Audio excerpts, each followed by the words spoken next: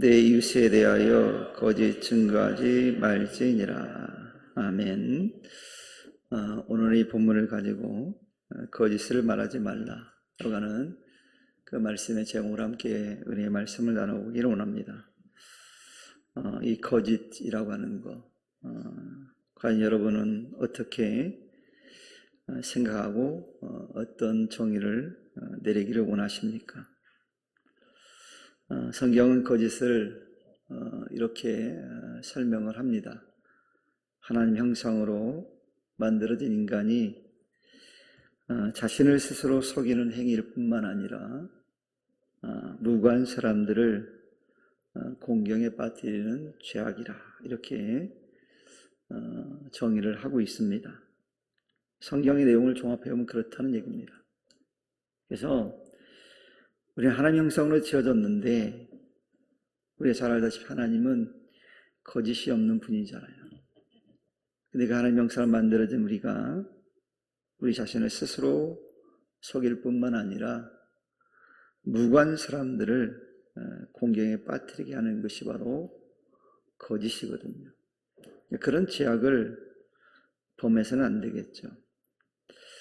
그래서 성경은 이런 거짓에 대해서 아주 철저하게 금하고 있습니다. 시편 기자는 그래서 시편 5편 6절의 말씀에 이렇게 얘기합니다. 거짓말하는 자들을 멸망시키리다. 무서운 얘기죠. 거짓말하는 자들을 어떻게 한다고요? 멸망시킨다. 그 이어진 말씀에 보면 여호와께서는 피 흘리기를 즐기는 자와 속이는 자를 싫어하시나이다. 거짓말하는 자를 멸망시킬 뿐만 아니라 속이는 자를 싫어하신다라고 분명하게 말씀하고 있습니다. 그러면 하나님 형상대로 지음을 받은 우리들은 주님을 영접함으로 하나님의 자녀가 된 순간부터 거짓이 없으신 하나님의 형상을 닮은 자라서 거짓됨을 버려야 된다는 말씀이겠죠. 왜요? 하나님이 싫어하시니까. 그러기 위해서는, 이 거짓을 버리기 위해서는 이 거짓의 실체가 무엇인지 아는 것 매우 중요합니다. 그래서 특별히 우리는 먼저 이 거짓의 실체는 마귀라는 사실을 분명히 알아야 됩니다. 이처럼 거짓의 실체가 마귀라는 사실을 분명하게 알 수 있는 성경 말씀이 있는데, 주님이 친히 하신 말씀에 요한복음 8장 44절에 주님이 이렇게 얘기합니다. 너희는 너희 아비 마귀에게서 났으니 너희 아비의 욕심을 너희도 행하고자 하느니라. 그는 처음부터 살인한 자요, 진리가 그 속에 없으므로 진리에 서지 못하고 거짓을 말할 때마다 제 것으로 말하나니, 제 거짓이 마귀의 것이다 라고 말씀하는 거죠. 이는 그가 거짓말쟁이요 거짓의 아비가 됨이니라 라고 분명하게 말씀하고 있어요. 거짓의 아비가 마귀다, 이렇게 성경 분명하게 우리에게 말씀해 주고 있습니다. 그래서 마귀는 단 한 번도 진리편에 서본 적이 없을 뿐만 아니라 자기 욕망대로 행동하는 이들이 바로 마귀라는 것을 이제 말씀합니다. 그 속에 진리가 없기 때문에 본성적으로 그들은 거짓말하는 것이 특기입니다. 거짓말로 미혹하고 속이는 것이 그들의 특기예요. 그래서 마귀의 세력들은 진리 되신 하나님을 반대해서 항상 거짓말로 현혹하는 거짓의 아비라는 것을 오늘 분명하게 주님께서 우리에게 말씀해 주고 있습니다. 그러므로 거짓을 일삼는 자들은 마귀의 유혹에 넘어가서 거짓된 일을 일삼는 자들이라고 말할 수 있어요. 그래서 이런 사람들을 일컬어서 딱 한 단어로 표현합니다. 악인이라, 이렇게 표현합니다. 악인은 거짓말에 능한 자예요. 그래서 악한 자들의 특징을 보면 아주 거짓에 능합니다. 그래서 말 바꾸기도 잘하고 항상 거짓을 전제로 말하는 경우들이 많아요. 사람들 가운데 아마 직업 가운데 대표적인 직업이 저는 정치인들이 거짓을 가장 잘한다라고 생각이 듭니다. 동의하시죠? 이 부분은 우리가 정치인들이 항상 우리에게 선거에 나오면 뭐 하죠? 공약이라는 걸 공약. 단 한 번도 거의 지킨 적이 없어요. 거짓말이잖아요. 그러니까 가장 많이 거짓말하고 사는데도 멀쩡하게 살아있고 멀쩡하게 돈을 제일 많이 받고 가장 잘 사는 부류의 사람들이 정치인들이에요. 그래서 어떻게 보면 법 위에 있는 사람들이 정치인이거든요. 그래서 정확히 표현하면 그들은 악인이에요. 제가 늘 말씀드리잖아요. 덜 악한 자를 뽑는 거라고. 악인이지만 어차피 악인들이 나왔으니까 덜 악한 자를 뽑는 거예요. 그래서 이 악인들의 특징을 딱 한 가지로 말하면 바로 거짓됨이거든요. 거짓됨. 그래서 그런지 이 악인들은요, 거짓을 말하고 거짓을 행하고도 전혀 양심의 가책을 느끼지 않습니다. 4년 후에 또 나와서 똑같은 얘기 하잖아요. 그래서 이 거짓된 자들은 특징이 그거예요. 전혀 가책을 느끼지 않아요. 그래서 정치를 하려면 거짓에 능해야 되고요. 양심의 화인을 맞아야지 가능해요. 여러분들은 정치하면 안 돼요. 그래서 정치를 포기하시기를 축원합니다. 여러분 정치하면 다 거짓말하는 사람이 돼요. 그래서 그들은 거짓말하고 있음에도 불구하고 그것이 악한 것이라고 느끼지 못해요. 악한 것이라고 느낀다고 한다면 거짓말을 안 하겠죠. 그래서 이 악한 것이라고 느끼지 못하는 것은 죄를 죄로 여기지 않는다는 말이 돼요. 그래서 이런 악인에 대해서 성경은 양심의 화인 맞은 자다 그렇게 얘기합니다. 바울이 디모데전 4장 2절에 그렇게 말하고 있어요. 자기 양심의 화인을 맞아서 외식함으로 거짓말하는 자들이라 이렇게 말씀하고 있거든요. 여기서 화인이라는 말의 원어를 보니까 카우테리아조라고 하는 헬라어를 사용했어요. 이 단어의 의미는 낙인을 찢다, 달군 새로 지지다 라는 얘기예요. 그런데 그 상징적인 의미가 있어요. 뭐냐면 마비시키다라는 거예요. 그러니까 달군 새로 지져도 전혀 아픔을 느끼지 못해요. 낙인을 찍어도 전혀 아픔을 느끼지 못한다라는 거예요. 마비됐기 때문에. 이제 수술을 몇 번 해보신 분들은 알 거예요. 수술에 들어가면 첫 번째 하는 게 뭐죠? 마취를 합니다. 그리고 깨어나면 수술이 끝났어요? 계속돼요? 끝났죠. 근데 아팠어요? 안 아팠어요? 수술할 때는 안 아팠어요. 근데 수술하고 나면 어때요? 그때부터 이제 통증이 오는 거예요. 왜 통증이 와요? 마비가 풀렸으니까. 제가 치과 가는 걸 되게 싫어합니다. 근데 또 치과를 가장 또 많이 갔어요. 치과 가기를 싫어하는데 치과를 많이 갔어요. 그 얘기는 뭐예요? 이빨이 현찮다는 거죠, 이가. 그래서 아주 돈을 많이 들인, 제 입에는 돈을 많이 들인 입입니다. 그런데 치과 갈 때마다, 치료할 때마다 의사가 꼭 먼저 하는 게 있어요. 뭘까요? 부분 마취를 딱 합니다. 막 들이려 와서 막 가는데 공포잖아요. 공포. 여러분 공포감 안 느끼세요? 제가 그것 때문에 가기 싫어하거든요. 공포감이 막 밀려와요. 목사인데도 이 공포감이 밀려와요. 근데 마취를 했기 때문에 통증을 못 느껴요. 왜요? 마비됐기 때문에. 즉 감각이 없어진 거예요. 그래서 감각이 없는 데는 뭐 여러분 막 찔러도 못 느끼고요. 막 그래요. 때려도 못 느끼고 막 그래요. 그래서 양심하지 말았다는 것은 이처럼 그래서 마음이 마비되어서 아무런 감각이 없다는 거예요. 거짓말해도 죄를 지어도 전혀 동요되지 않는다라는 거예요.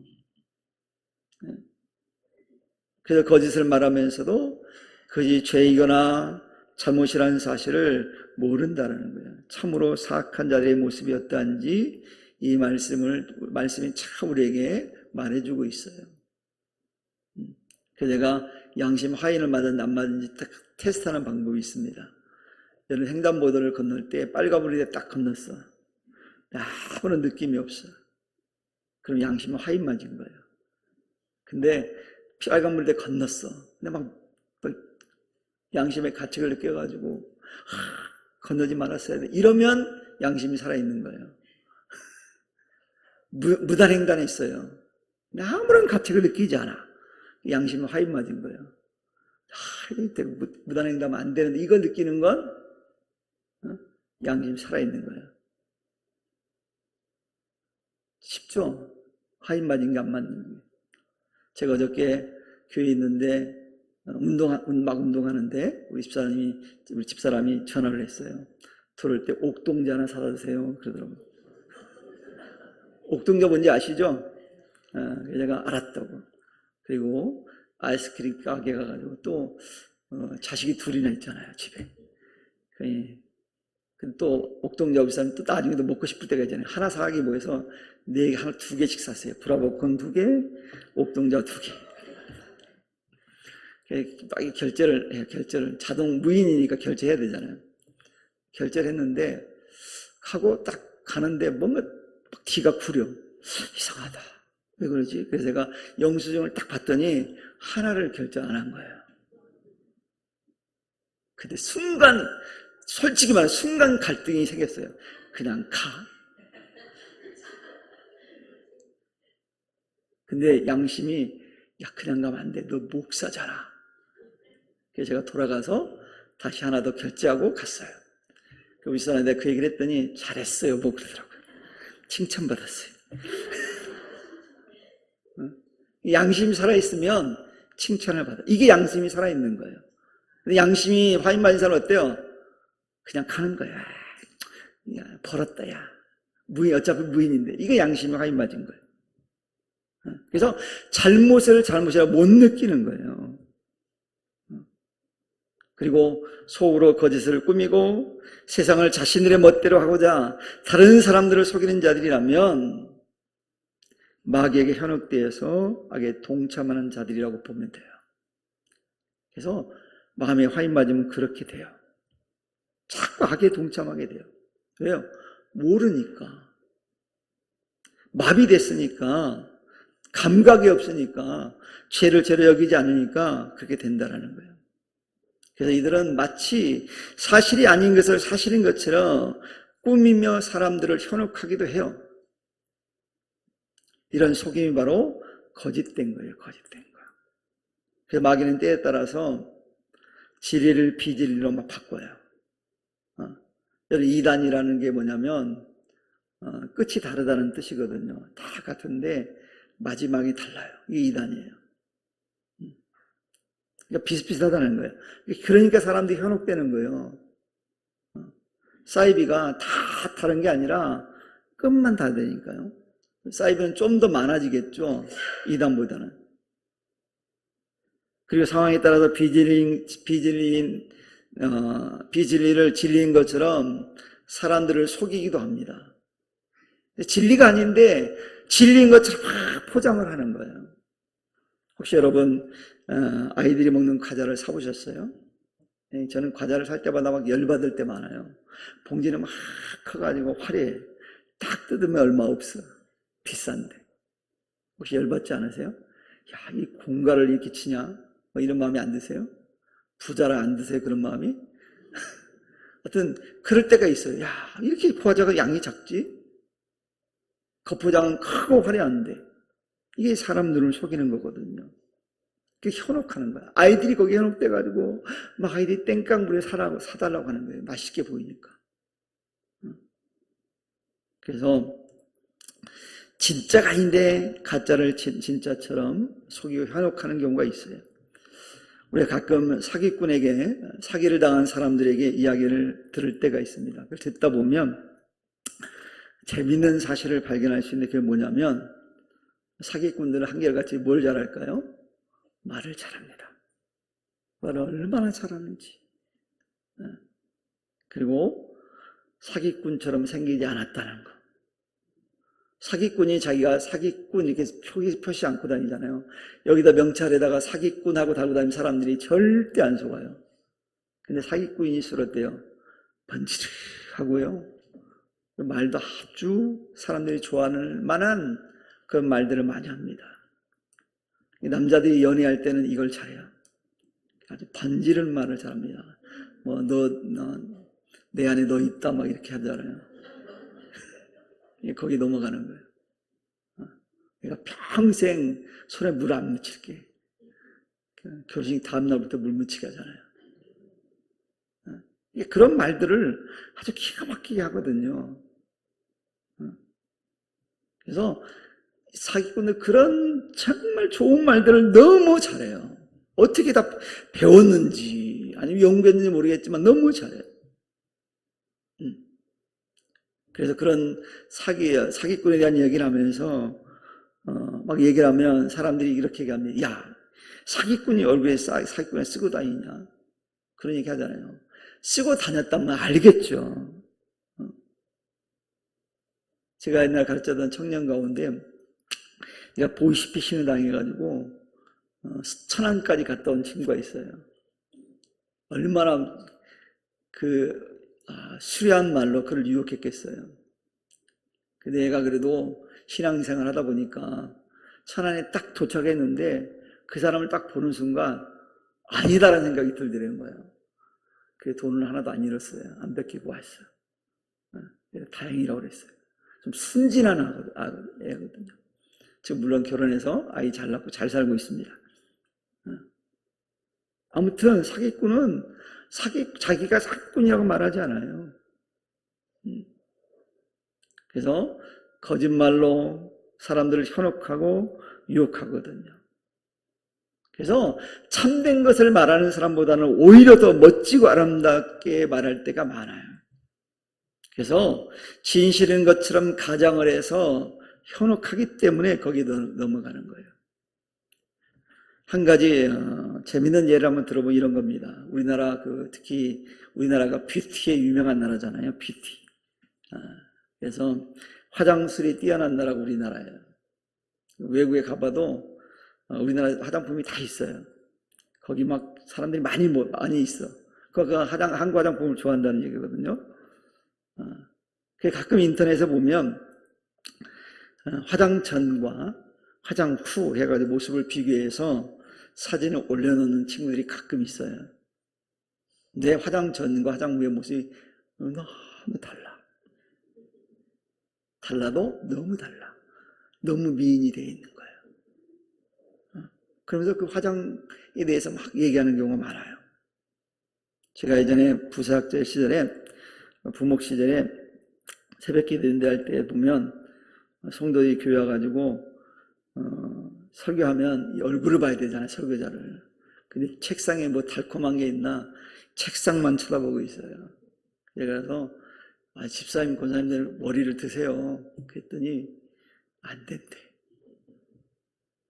왜 안 됐냐 그랬더니 저희들이 얼굴을 드는 순간 목사님 기절할 거래. 왜요? 그랬더니 눈썹이 없대, 눈썹이. 그 얼마나 눈썹이 없으면 무섭겠어요. 저를 생각해서 안 드시는 거예요. 그러니까 새벽 기도 얼굴하고 평소 얼굴하고 다르다는 얘기죠. 어떻게 해서요? 화장을 해서. 근데 저는요, 사람 잘하다 봅니다. 저는 얼굴로 사람 잘 안 기억해요. 폼으로 기억하기 때문에, 저는 얼굴로 기억하기 때문에 잘 기억합니다. 그래서 그런 재밌는 얘기가 있었거든요. 이처럼 전혀 다른 모습으로 사람을 속일 수가 있다는 거예요. 그래서 얼굴을 어떻게 꾸미냐에 따라서 사람의 모습도 달라지는데 거짓말 잘하는 사람은 어떻겠습니까? 이 거짓말 잘하는 사람은요, 가짜를 진짜처럼 말하는 탁월한 능력을 가지고 있기 때문에 많은 사람들이 속아요. 진짜가 아니라 분명 가짜인데 더 진짜처럼 보이는 경우가 많다라는 얘기예요. 예전에 제가 아는 친구 중에 이 친구는 재미없는 영화를 봐도 우리한테 그 영화에 대한 이야기를 들어주면 그 영화보다 더 재밌게 얘기하는 친구가 있었어요. 그 친구 영화 안 보고 그 친구한테 듣는 게 훨씬 좋아. 너무 재밌게 얘기를 해줘요. 그냥 막 거기다 MSG를 치는 거예요. 이걸 너무 잘 쳐. 너무 감동적으로 얘기를 해주는 거예요. 그러니까 가짜가 더 진짜처럼 들려지는 거예요. 참 그런 모습을 보면서 제가 정말 신기하다. 참 대단하다. 그런 생각할 때가 있었거든요. 아무튼 이런 이야기 잘하는 사람들을 우리는 뭐라고 그럽니까? 이야기꾼 그래요. 이야기 잘하는 사람들은 정말 잘해요. 같은 상황인데 너무 재미있게 하거든요. 우리가 또 살다 보면 이 정품이라는 게 진짜가 있고요. 가짜가 있잖아요. 그래서 가짜를 우리 요즘 우리가 뭐라고 표현하냐면 짝퉁 이렇게 표현하잖아요. 또 고상하게는 가품 이렇게 표현해요.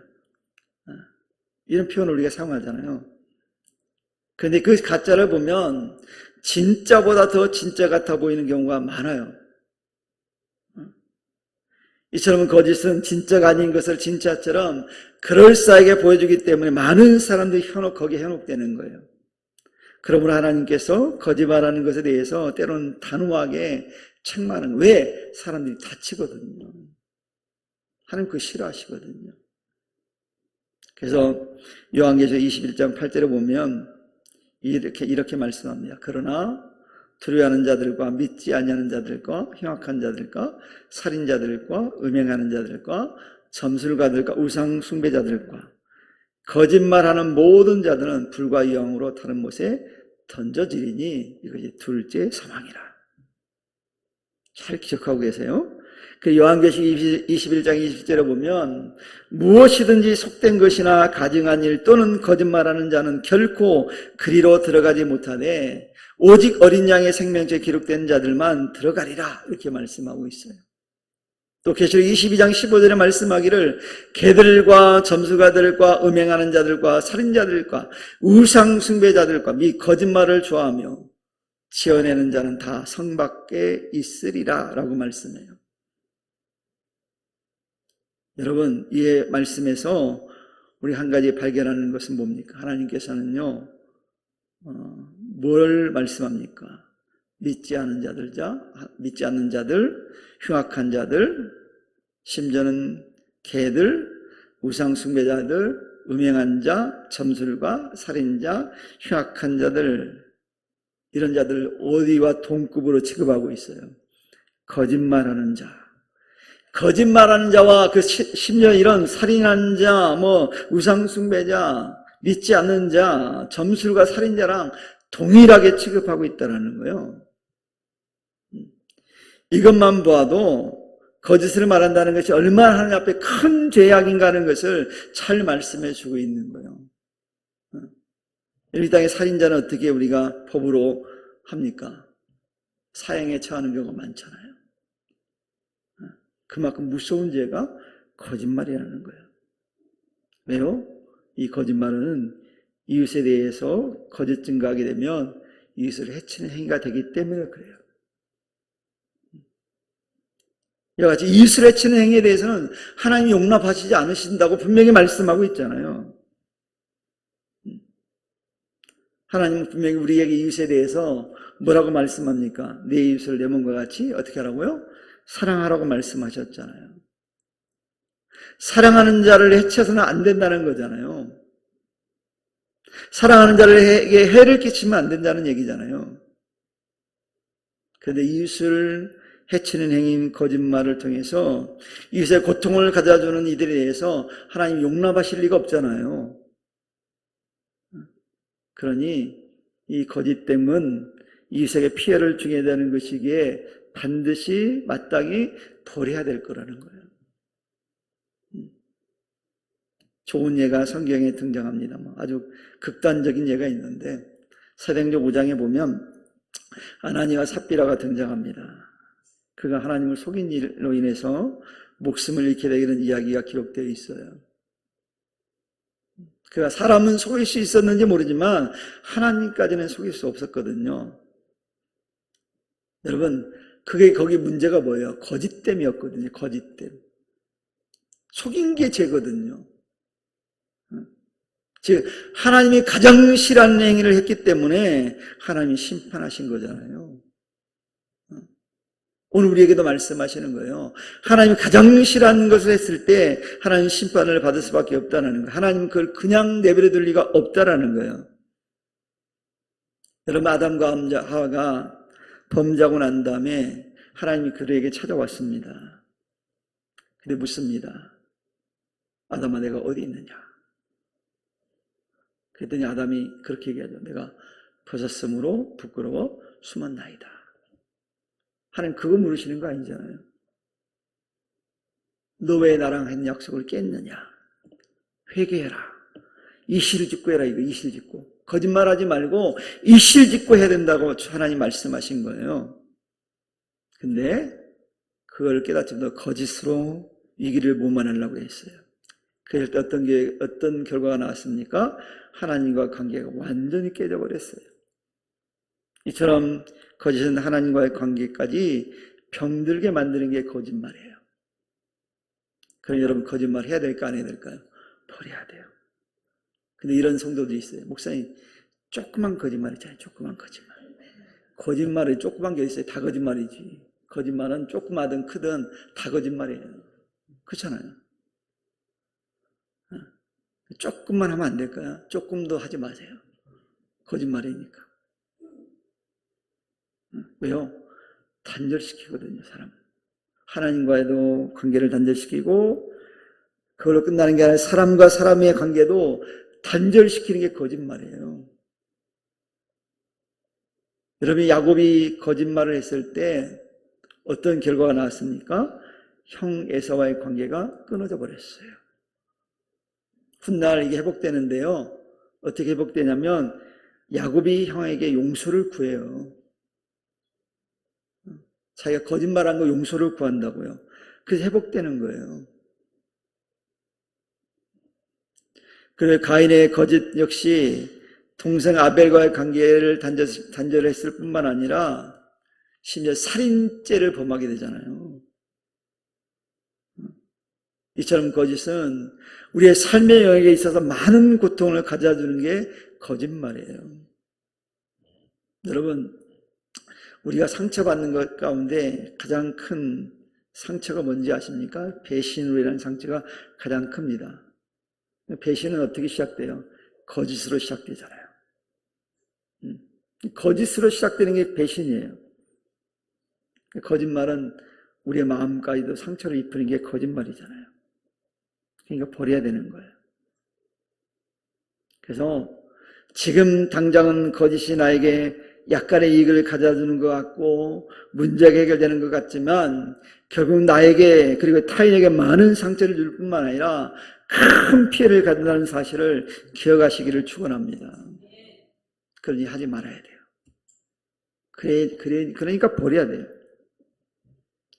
다시 말씀드리지만 거짓은 누구의 실체라고요? 마귀의 실체라고 그랬잖아요. 마귀의 것이에요. 여러분이가 마귀의 것을 취해야 될까요? 하나님의 것을 취해야 될까요? 하나님의 것을 취해야 되겠죠. 마귀의 것은 철저히 우리가 버려야 돼요. 만약 우리가 이웃에게 거짓말을 하는 사람이라면 이미 우리는 이웃에게 상해를 주는 망치가 되어 있는 거예요. 그리고 이웃을 해치는 칼이 될 수 있고요. 화살촉이 될 수 있다는 사실을 잊으면 안 돼요. 그래서 성경은 거짓말하는 해에 대해서 뭐라고 말씀하냐면 이렇게 말해요. 잠언 6장 16절 19절을 보면 여호와께서 미워하시는 것 곧 그의 마음에 싫어하시는 것이 67가지이니 곧 교만한 눈과 거짓된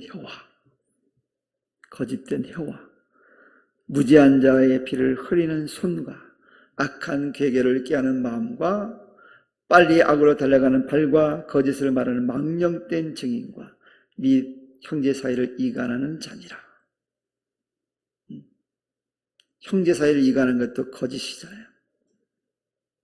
거짓을 말하는 망령된 증인 되는 것도 거짓말이잖아요.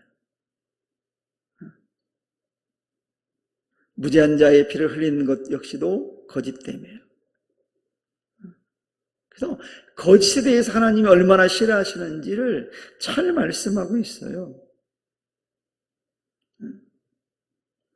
우리가 진리를 말하고 진실을 말하면 지금 당장은 손해보는 것 같처럼 느낄 수 있어요. 조롱당하기도 합니다. 때로는 고통당하기도 해요. 진실을 말하면.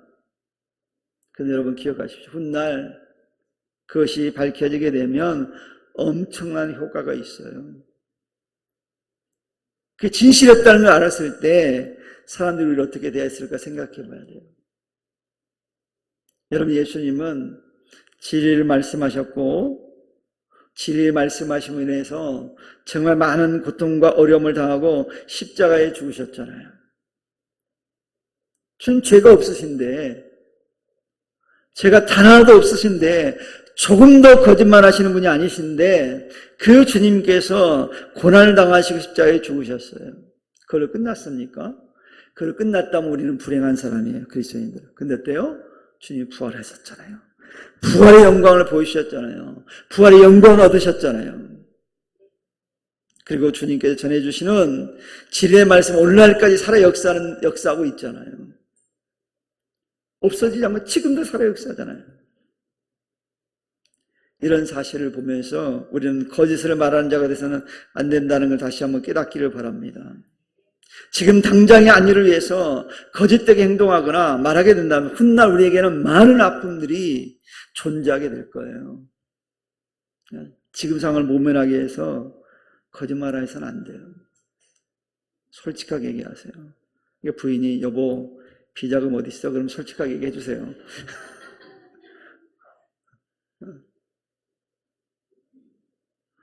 저도 평생 비자금을 한번 만들어 봤으면 좋겠어요. 우리 집사람 너무 잘 알아. 내가 뭔가 조금 모으고 있으면 금방 들통나더라고요. 그래서 저는 요즘은 모으면 노골적으로 모은다고 그래요. 제가 조금씩 용돈을 모은다고 요즘 모을 일도 없지만 솔직하게 얘기하는 게 좋더라고요. 마음이 편해. 그걸 숨기려고 그러면 조마조마하고요. 그렇잖아요. 그러니까 부인이 물어보면 즉시 답하자. 그러면 마음이 편해집니다. 지금 당장 힘들 수 있어요. 그러나 결국 하나님의 엄청난 축복이 기다리고 있음을 기대하는 우리 성도 되기를 축원합니다. 그걸 기대하면서 하면 돼요. 사랑하는 성도 여러분, 우리 하나님은 우리가 마귀의 특성인 거짓된 자가 되기를 절대 원하지 않으십니다. 그러니 믿는 자라면, 그리스도인이라면 거짓을 버리고 진실한 믿음의 사람들이 돼야 돼요. 그리고 이웃에 대해 증거할 때도 내 안위를 위해서, 내 이익을 위해서 거짓을 말해서는 안 돼요. 근데 가끔씩 그런 사람들이 있거든. 내가 보상해 줄 테니까 요번 한 번만 살짝 거짓말이죠. 살짝 거짓말이 어디 있어요. 살짝 거짓말하면 또 거기 현혹돼 가지고 살짝 거짓말 해주는 경우가 있어요. 그러면 안 돼요. 왜냐하면 전제가 있어요. 우리 믿음의 사람은 타인을 해롭게 해서는 안 된다는 원칙이에요. 그래서 오직 진실함과 우리 정직함이 필요합니다. 진실을 말할 때 꼭 내게 피해나 손해가 된다 할지라도 진실을 말해야 되는 거예요. 원래 진실을 말하려면 진리를 붙잡고 살면 손해볼 수도 있어요. 손해보는 것처럼 보여. 하지만 결국 하나님께 우리에게 보상해 주십니다. 하나님 칭찬하시거든요. 보상해 주시거든요. 그래서 다윗이 시편 51편 10절에 이런 고백을 해요. 이런 기도를 하거든요. 하나님이여 내 속에 정한 마음을 창조하시고, 하나님 내 속에 정한 마음을 창조해달래요. 그러면 내 안에 정직한 영을 새롭게 하소서라고 기도하고 고백했거든요. 이 고백의 말씀, 이 기도가 여러분의 기도, 저와 여러분의 기도가 되기를 축원합니다. 이제 그래야 돼요. 우리 힘으로는 안 되는 게 많아요. 여러분, 하나님을 직접 보았던 아담과 하와도 거짓 속아서 하나님을 속이는 자가 됐잖아요. 인간은 너무 약해요. 하물며 우리 어려워요. 그래서 이런 기도가 필요해요. 성령님이 도와주지 아니하시면, 하나님이 도와주지 아니하시면 우리가 살아갈 방법이 없어요. 여러분 오늘 아침에 오면서 또 거짓말하고 오신 분도 있을 거란 말이에요. 연약해서. 그만큼 연약해요. 그러니 이런 기도가 필요해요. 하나님이 도우셔야만이, 성령께 도와주셔야만이 가능한 일이에요. 우리가 정직하게 살려면, 진실하게 살려면 성령의 도우심을 구할 수 있기를 바랍니다. 그리고 사랑하는 성도님, 이 시간 저와 여러분, 이 자리에 있는 우리 모든 성도님들은 진실한 그리스도인들이 되어서 정말 하나님을 기쁘시게 해드릴 수 있는 복된 믿음의 사람들 다 될 수 있기를 주님의 이름을 간절히 축원합니다. 기도하겠습니다. 하나님 감사합니다.